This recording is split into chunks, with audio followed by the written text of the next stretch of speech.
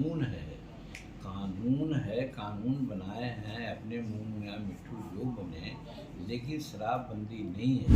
वो उम्र की तकाजा हो गई है, अब कब क्या बोलेंगे आप लोग भी भली भांति जानते हैं। शराबबंदी के पक्ष में हम लोग भी रहे हैं, हम लोग भी उस समय थे और कहा था कि शराबबंदी होनी चाहिए, लेकिन जो उसका क्रियान्वयन हो रहा है वो सिर्फ गरीबों के लिए चल रही है बात, और गरीबों को ही प्रताड़ित किया जा रहा है, शराब के केसों में फंसाया जा रहा है, उनसे जुर्माना लिया जा रहा है। बात को न मीडिया वैल्यू देती है, न बिहार की जनता वैल्यू देती है, न SC ST समाज के लोग वैल्यू देते हैं।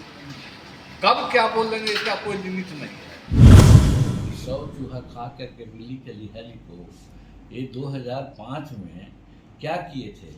2005 से 10 तक गांव-गांव दारू का इन्होंने ये खुलवा दिया, सबको परमिट दिया, और आज कहते हैं कि दारू बंद करो। क्यों बोल रहे हैं कि इस समाज को जो अंधकार में था उसको आगे लाने के माननीय मुख्यमंत्री कोशिश किए, तब फिर इस तरह के गलत बयान दे करके दारू पीना चाहिए, दारू बनाना चाहिए, गलत बयान दे करके उन्होंने समाज का और अंधकार में धकेलना चाहते हैं। उनको इसी पर शिक्षा पर जोर देना चाहिए।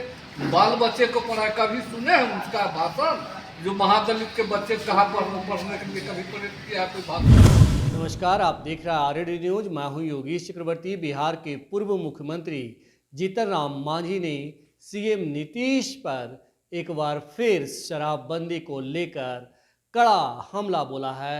उन्होंने कहा कि बिहार में शराबबंदी है ही नहीं, सिर्फ कानून है। यही नहीं, उन्होंने बिहार में राष्ट्रपति शासन लगाने की मांग की। इसके जवाब में JDU के मंत्री रत्नेश सदा ने कहा कि जीतन राम मांझी उम्र के उस पड़ाव पर हैं जहां उनका जुबान अक्सर फिसल जाती है।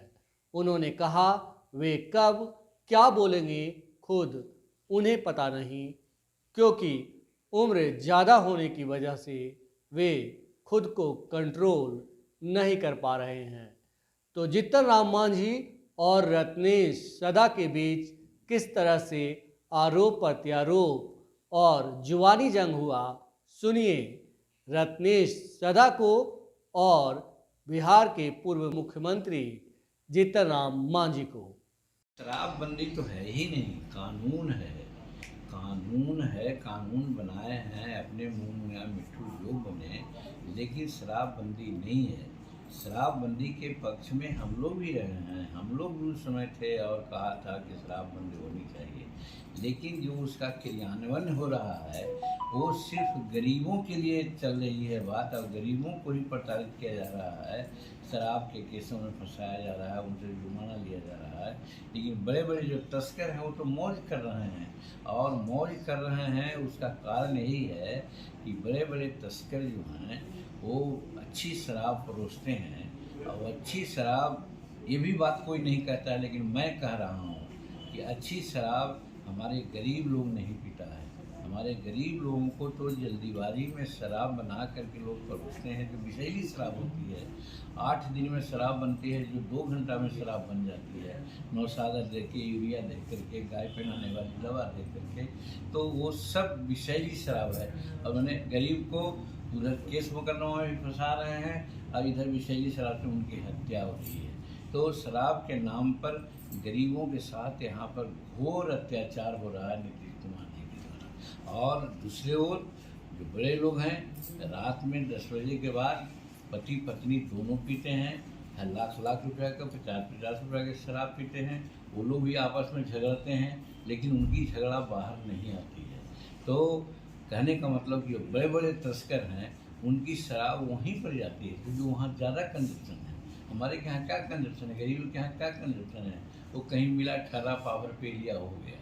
तो शराबबंदी है, होना चाहिए, लेकिन जिस रूप में इन्होंने इम्प्लीमेंट किया है वो कभी अच्छा नहीं कहा जा सकता है। और मैं तो ये कहता हूँ कि 100 चूहा खा करके बिल्ली चली है को ये 2005 में क्या किए थे। 2005 से 10 तक गांव-गांव दारू का इन्होंने ये खुलवा दिया, सबको परमिट दिया, और आज कहते हैं कि दारू बंद करो।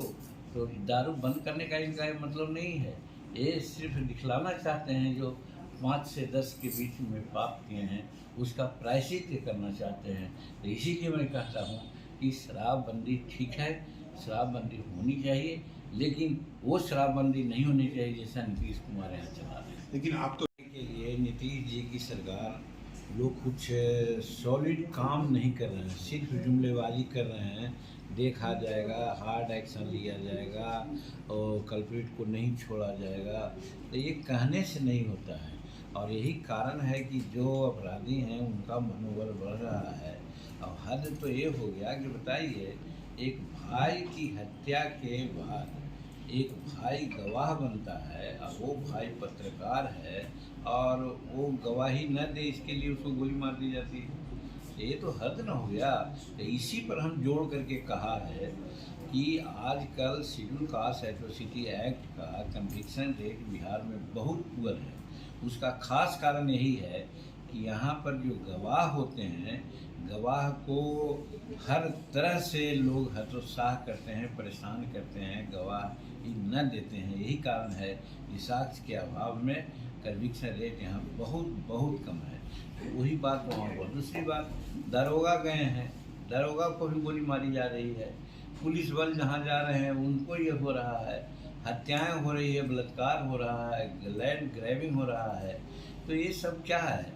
और सबसे बड़ी बात है, आई ओपनिंग बात है, जिसको कि लोग नहीं कहेगा लेकिन हम कहते हैं कि अनिल यादव यहाँ के बीकर सेक्शन के आईजी नहीं हैं। अब वो नहीं है। उनका एक प्रतिवेदन है, फाइलों में है, जाके देख लीजिए कि यहाँ पर 100 केस अगर शेड्यूल कास्ट से होता है तो 90 केस राजद के लोगों के द्वारा ही उनको हो रहा है। तो इस प्रकार से कहा जा सकता है कि जिनके पल्ले में नीतीश कुमार जी हैं और नीतीश कुमार के सह पर ही लोग आगे बढ़ करके इस तरह से लॉ एंड ऑर्डर बिहार को बिगाड़ रहे हैं। तो इसीलिए हम कल भी बोले हैं पटना गया में कि अब बहुत स्थिति आगे न बिगड़े, इससे अच्छा होगा कि यहाँ पर राष्ट्रपति शासन लागू करें, तब यहाँ की स्थिति ठीक हो सकती है। वरना स्थिति यहाँ कंट्रोल से बाहर है। नीतीश जी उनका जो आओ है वो ख़त्म हो गया है। सर, हमने ऐसा कहा है एक जगह, शराबबंदी की बात तो मैं नहीं कहा है। शराबबंदी की बात ये कही है हमने कि जिस प्रकार से शराबबंदी के नाम पर यहाँ अनर्थ हो रहा है, उस अनर्थ को अगर हम लोगों की सरकार आएगी तो हम रोकेंगे। और बालू को तो निश्चित है, नेशनल ग्रीन ट्रिब्यूनल्स ने भी माना है कि बालू का उठाव नहीं होना चाहिए। आज एक तो दक्षिणी बिहार में वर्षा नहीं हो रही है और इसलिए नदियों में पानी नहीं आया, और नहीं तो अगर बारिश होती भी तो नदियों को पानी का कोई उपयोग नहीं होता, क्योंकि सभी नदियां 5 फीट 6 फीट गड्ढा हो गई है। तो जब पानी 2 फीट 2.5 फीट आता है तो खेतों में जाता है। अब 5 फीट पानी आएगा तब न खेतों में जाएगा, जो आएगा नहीं।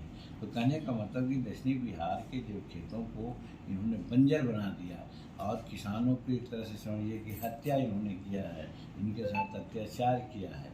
इसलिए मैं कह सकता हूँ कि बालू की बात अगर होगी, अगर हम लोगों का कोई समय आ सकता है तो बालू के बारे में ज़रूर हम लोग कंसीडर करेंगे। और ताड़ी के बारे में तो निश्चित करेंगे। ताड़ी शराब है ही नहीं है और बहुत से लाखों लाख लोगों का जीविका का वो साधन है। तो वैसी परिस्थिति में और भी इसके साथ है कि ताड़ी बेचने वालों में देखिएगा सब जगह हमारी बेटियां बहुत ताड़ी बेचती हैं और आज पकड़े जा रही है, वही हमारी बेटी बहू को पकड़ के लोग जेल में भेज रहे हैं। तो ये अन्याय है। तो इसीलिए ताड़ी बंदी तो निश्चित है कि हम लोग ताड़ी को ओपन कराएंगे अगर हम लोगों का सामर्थ्य हुआ, हम लोग की सरकार बनी तो। सर आप वो उम्र की तकाजा हो गई है, अब कब क्या बोलेंगे आप लोग भी भली भांति जानते हैं। कब क्या बोलेंगे उनके बात को न मीडिया वैल्यू देती है, न बिहार की जनता वैल्यू देती है, न SC/ST समाज के लोग वैल्यू देते हैं। कब क्या बोलेंगे इसका कोई लिमिट नहीं है। क्यों बोल रहे हैं? तो कह रहे हैं इसलिए परेशान है लोग। परेशान नहीं है, क्यों बोल रहे हैं? जो इस समाज को जो अंधकार में था उसको आगे लाने के माननीय मुख्यमंत्री कोशिश किए, तब फिर इस तरह के गलत बयान दे करके दारू पीना चाहिए, दारू बनाना चाहिए, गलत बयान दे करके उन्होंने समाज का और अंधकार में धकेलना चाहते हैं। उनको इसी पर, शिक्षा पर जोर देना चाहिए। बाल बच्चे को पढ़ाए, कभी सुने हैं उसका भाषण? जो महादलित के बच्चे कहाँ पढ़ने के लिए कभी प्रेरित किया है कोई भाषण में? हम जहाँ भी जाते हैं, हम पूरे बिहार घूम रहे हैं, सर्वप्रथम मेरा अटैक होता है शिक्षा पर। समाज को पीछे ले जाना चाहते हैं। हाँ, समाज को पीछे ले जाना। वो तो ये भी बोल रहे हैं ना कि नीतीश कुमार के राज में जब से शराबबंदी हुई है तब से सबसे ज्यादा जेल एवं दलित महादलित के लोग हैं, सरकार उनको छोड़। हम कहें क्या बोलेंगे नहीं बोलेंगे उसकी मामला है, छोड़िए उसको। अच्छा, ये रत्नेश सजा दिए जेडीयू सरकार और राज्य सरकार के बीच टकराहट है। अब इसको लेकर के जातीय रंग दिया जा रहा है, बताया जा रहा है बीजेपी की तरफ से कि दरअसल राज्यपाल हैं वो दलित हैं, इसलिए इस तरह का दुर्व्यवहार किया जा रहा है उनके साथ। उनको दिखाई नहीं दे रहा है बीजेपी वाले को? जो राष्ट्रपति द्रौपदी मुर्मू को हम लोगों ने बनाया सबके एनडीए गठबंधन के साथ, अब उसको संसद भवन के उद्घाटन में उसको जाने नहीं दिया, वही समझ रहा है यहाँ जो राज्यपाल उनको जन समझकर अपमानित कर रहा है। उनको समझना चाहिए, जब द्रौपदी मुर्मू राष्ट्रपति को अपमानित कर सकते हैं, अपमानित करने का लक्षण चाल चलन उसी में है, न कि महागठबंधन में।